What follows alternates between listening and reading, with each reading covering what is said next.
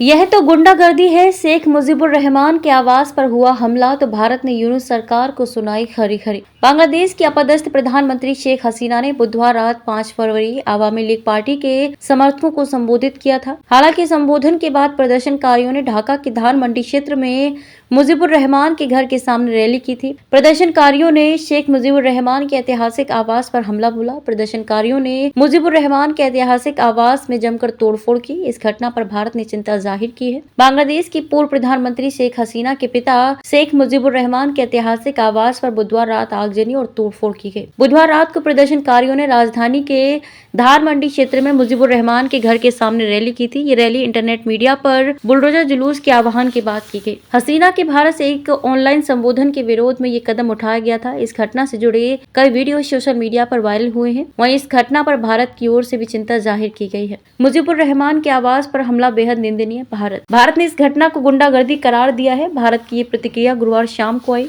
उससे पहले दिन में बांग्लादेश की सरकार ने ढाका में भारत के कार्यवाहक उच्चायुक्त को तलब कर देश की अपदस्थ प्रधानमंत्री शेख हसीना के वर्चुअल भाषण को लेकर अपनी आपत्ति जताई। विदेश मंत्रालय के प्रवक्ता रणधीर जायसवाल ने कहा कि ये बहुत ही दुख की बात है कि बांग्लादेश में अत्याचार और बाहरी आक्रमण के विरोध का साहसिक विरोध के प्रतीक शेख मुजीबुर रहमान के ऐतिहासिक आवास को आग के हवाले कर दिया गया। जो लोग बांग्लादेश में आजादी की लड़ाई के मूल्यों को समझते हैं और बांग्ला पहचान व गर्व को मानते हैं, वे बांग्लादेश की राष्ट्रीय चेतना को जागृत करने में शेख मुजीबुर रहमान के आवास के महत्व को समझते हैं। गुंडागर्दी की कार्यवाही की कड़े शब्दों में निंदा करनी चाहिए। आपको बता दें कि वर्तमान में मुजीबुर रहमान के आवास को संग्रहालय के तौर पर स्थापित किया गया था। शेख हसीना ने वर्चुअल तरीके से ये भाषण भारत से दिया था। बांग्लादेश ने इस भाषण को लेकर भारत से अनुरोध किया कि वे शेख हसीना की गतिविधियों पर रोक लगाएं। इससे बांग्लादेश में अस्थिरता का माहौल पैदा हो रहा है। ऑनलाइन संबोधन में शेख हसीना ने क्या कहा था? शेख हसीना ने फेसबुक लाइव के जरिए आवामी मुस्लिम लीग के समर्थकों को संबोधित किया था। संबोधन के दौरान उन्होंने कहा कि उनकी हत्या के लिए बांग्लादेश में आंदोलन शुरू किया गया था। मोहम्मद यूनुस ने मुझे और मेरी बहन को मारने की योजना बनाई। शेख हसीना ने आगे कहा कि अगर अल्लाह ने मुझे इन हमलों के बावजूद भी जिंदा रखा है तो कुछ जरूर बड़ा काम करना होगा। अगर ऐसा नहीं होता है तो मैं इतनी बार मौत को मात नहीं दे पाती। उन्होंने सवाल उठाया था कि लोगों ने उनके घर को आग क्यों लगाई थी। मैं बांग्लादेश के लोगों से